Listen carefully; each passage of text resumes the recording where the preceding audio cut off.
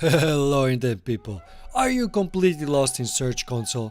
You've just verified your domain, but now you are not sure why you need all these different sections in the console. In this video, I'll explain each section in detail and I'll give you tips on most useful ones and how you can use them to your advantage to improve your SEO. After this video, you'll be a Search Console ninja like this dude.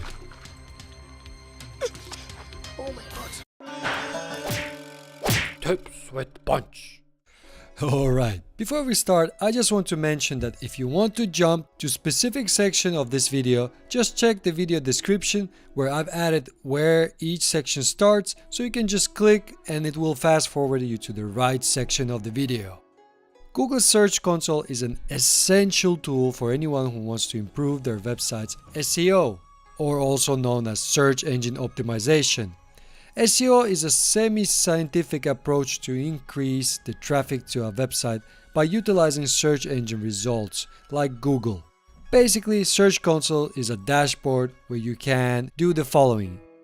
See what keywords people use to come to your website from Google's search results. It notifies about some errors with the pages and you're able to get your website indexed quicker on Google.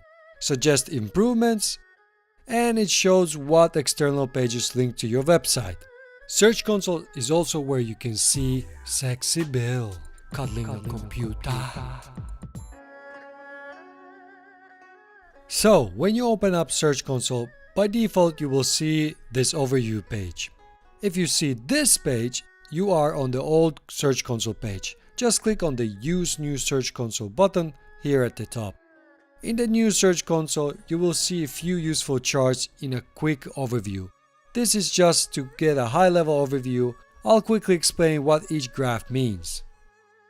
In the performance overview, you will see how many clicks you had in Google search results during the last 3 months. It's a great way to see the trend. As long as the overall trend is going up, you're doing great. In the coverage overview, it will tell you if you have any pages with errors. And pages that are indexed properly will show up in green. As you can see, right now I don't have any errors with indexing and I have more than 180 valid pages. Now actually these are not all pages, it counts category pages and some images as separate pages, but that's besides the point. In the enhancement section, you will be able to see if there are any improvements that Google is suggesting you to do. You can see that I have few issues here. We will take a look at them a bit later. Next, let's take a look at the most useful section of Google Search Console. It's the Performance tab, which we will spend some time on. No problemo. The Performance section is divided into 2 sections. This is a graph of your Google search engine performance. And here you can toggle what you want to see by just clicking on them like this. And anytime you get lost and not sure what feature does, try to find this kind of a question mark in a circle, because if you click on it, it will reveal really helpful tips and usually a link to learn more. There are 4 options that you can see data on. Total clicks, so how many clicks your website got in Google search results. Total impressions, so how many people saw a search result with your website. Average CTR percentage. CTR means click-through rate and it's basically a ratio between people who saw the result and click on it. The higher this, the better. And you can influence this by having engaging page meta description so that people are more interested clicking on it.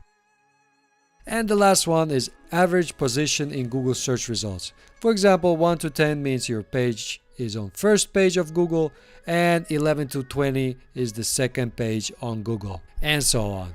Turkish Rambo, how do you break through to the first page? Let's take a look how to use Performance Report in Search Console. By default, you will see 3-month period in the graph, but you can easily change it by clicking on the 3 months filter or click New here on top. There are also other options to filter on. We will use them a bit later. And also here on the right, you can download the report from Search Console in CSV format that you can later open in Excel or Google Sheets. Please note that it only downloads whatever is visible here in the table. If you want more data in the export, increase the rows per page. Currently, the max is set to 500, so keep that in mind. This graph is a great way to analyze your SEO trend. So if the graph is rising steadily, that's a good sign. If it's going down, something is wrong technically, or you are not pushing enough new quality content. Now let's take a look at the second section of Performance tab. This is where it really gets interesting and where you can learn a lot more about your SEO situation. By default, you will see the most popular queries sorted by highest clicks. You can also add more sections here by enabling them here above the graph. And then you can sort them by clicking on the headers of this table. So as you can see, for me the keywords free SSL certificate GoDaddy brings the most people on my website through Google. But you can also see I have eToro fees, so this table shows queries from all pages. Arnie, what's your most popular page? Get to the chopper! To make it more relevant, you can click on the Pages tab and then select a page you want to dive into. Then switch back to Queries. And now you can see that on top of we have a new filter with the page name. Now all the queries here are related to this page only. My tip is to look at keywords that are in the position between 11 and 20, which are just on the edge to rise to the first page. Everything beyond the first page is considered graveyard in SEO communities. The first page is where most of the traffic comes from anyway. You can check the description for links to great videos about how to get more traffic to your site through SEO. The next tab is Countries, where you can filter the data based on the country that your visitors are from. I don't really use this as I think it's important that this works for all the people. But if you have a website with multiple languages, then this tab can be useful to see what is ranking in different countries. Oh, really? Then we have a tab called Devices, which shows the search based on device type. Device types are desktop, mobile, and tablet. If you have even split between mobile and desktop or something in that range, then you will probably see different search behavior on mobile than on desktop.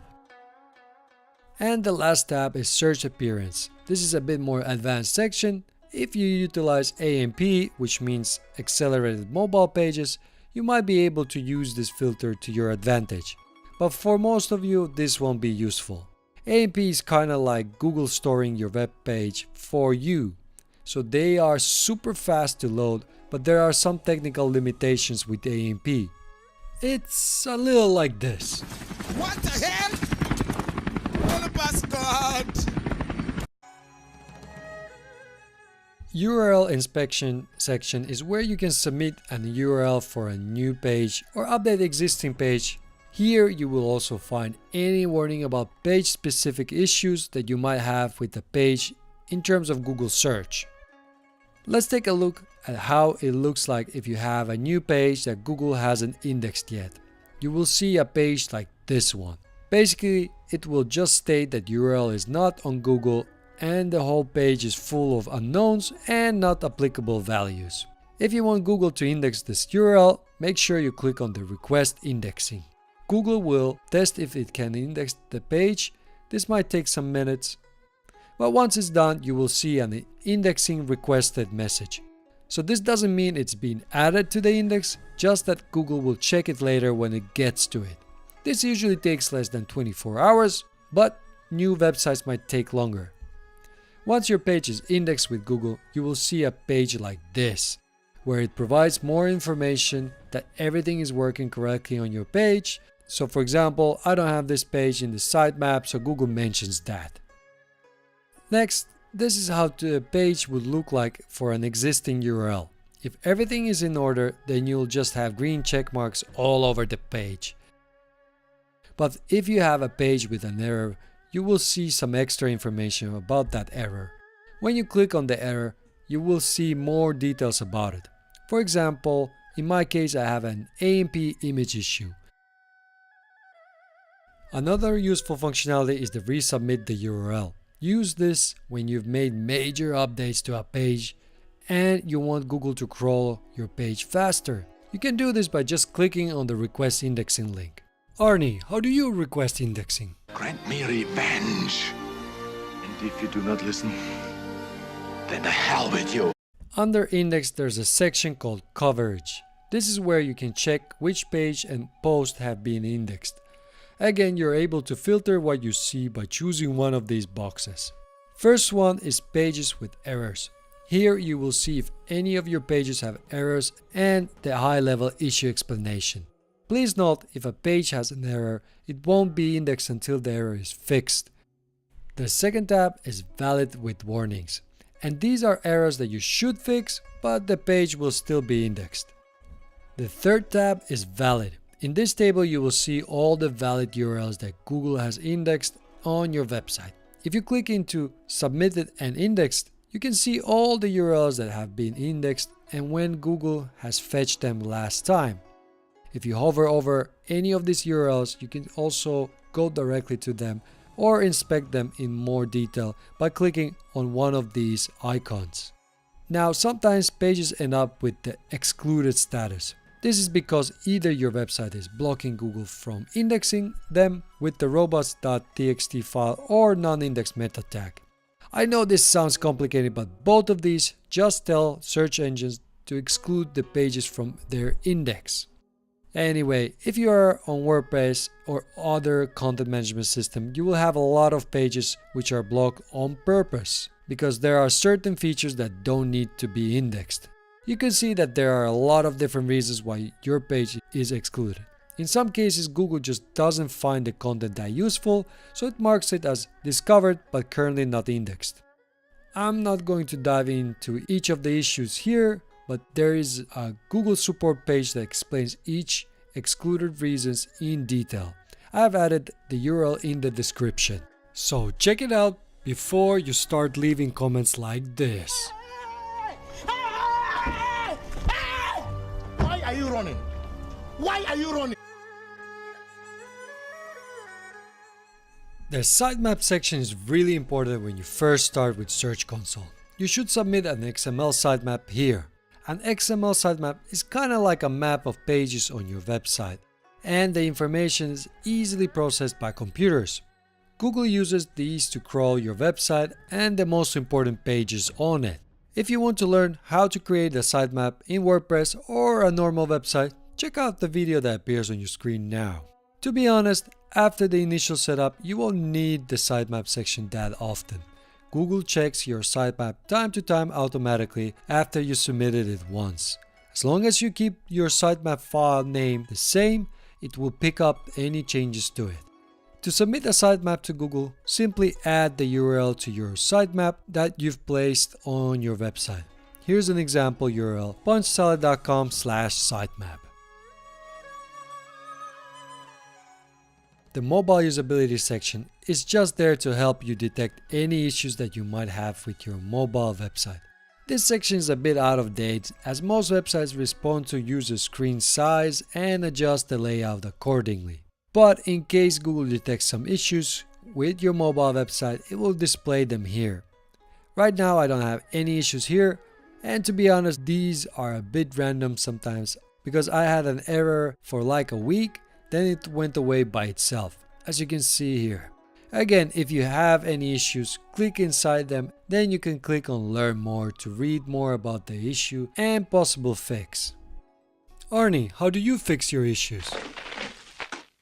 Cocainum. AMP section is only useful to you if you have implemented accelerated mobile pages. As mentioned, AMP is an initiative supported by Google and you basically store your pages at Google.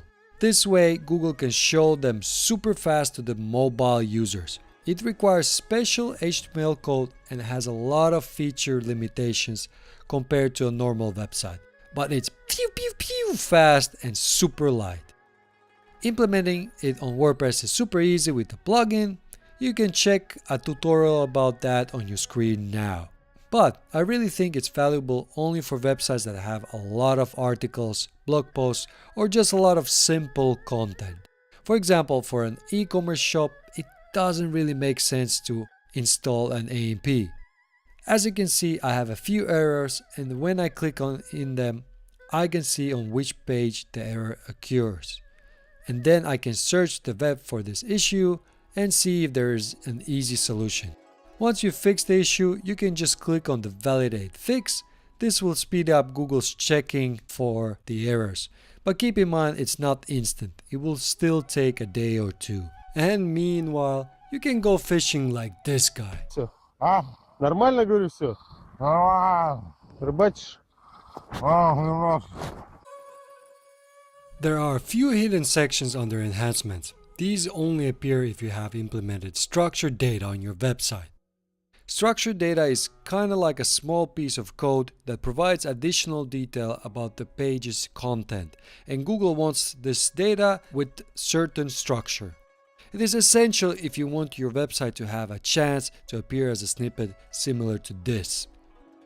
In my case, I have logos, site links, search box, and unparsable structured data sections, but there are many more. Here is the full list of all the reports, and I'll add a link to this page in the description. On this page, you can explore what kind of rich results Google has. Essentially, these reports enable you to fix any issues with your structured data. You can see if you have an error, warning, or valid results, and Google will tell you what the issue is. But if you're just starting out with SEO and you really don't know what these things are, don't worry, this is an advanced topic and you can get into these much later when you have more traffic on your website. Arnie, say something profound. You are not you. You're me. I hope you will never need security and manual actions section, because manual actions section is a list of complaints by other users about your website in Google search. So if you spam users or try to trick the Google algorithm, your website might get a review by Google employee, and if flagged, your website will immediately rank lower in Google. Security issues section, on the other hand, shows if there are serious issues with the security on your website.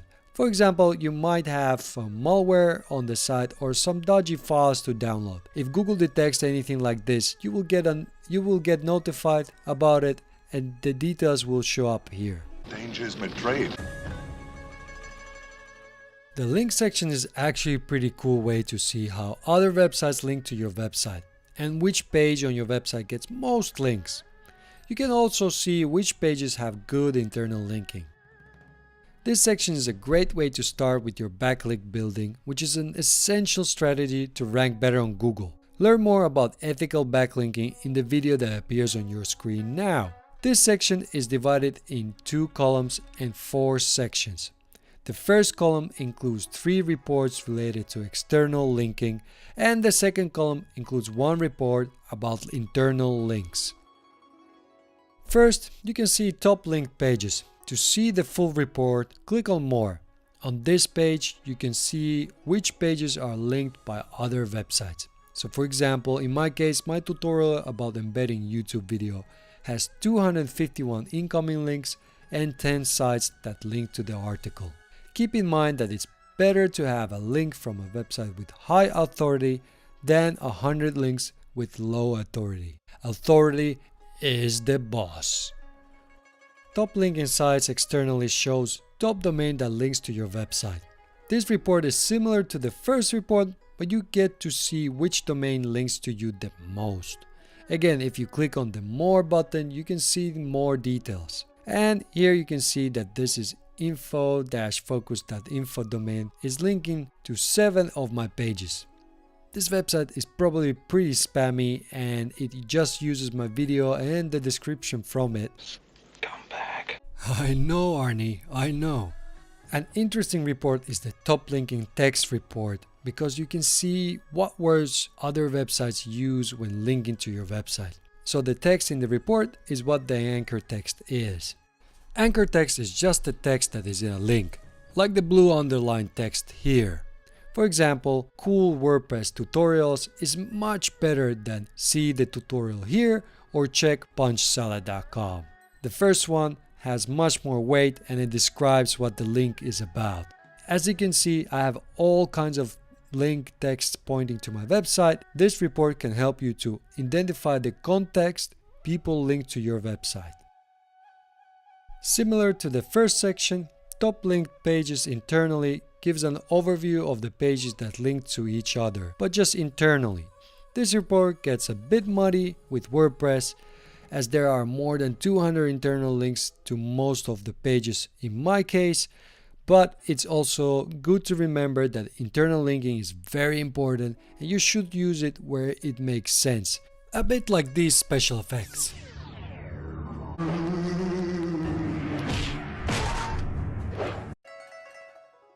The settings section sounds more extensive than it actually is. All you can do here is either verify that you own a domain or give access to Search Console to other people. But you have probably already verified the domain, so the only thing you can do here is give permissions.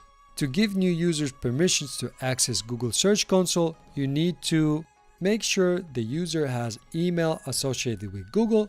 It doesn't have to be Gmail, just that they have registered it with Google. In the settings section, click on the users and permissions. At the top right corner, click on Add User button, enter the new user's email, and select the permission level. Full means that they can do everything that an admin can, and restricted allows them to view reports but not to add new users. Then click on Add. You will then see the new user in the users list. To update the user in Search Console, just click on the three dots next to the name. Not much you can do here. So, in conclusion, Google Search Console is an extensive tool to keep track of your SEO traffic and the keywords.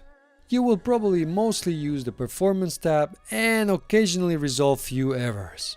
My name is Robert, and if you're looking to master the digital world while getting entertained, this is the channel for you. So hit that subscribe button and find the bell icon so that you get notified about new videos.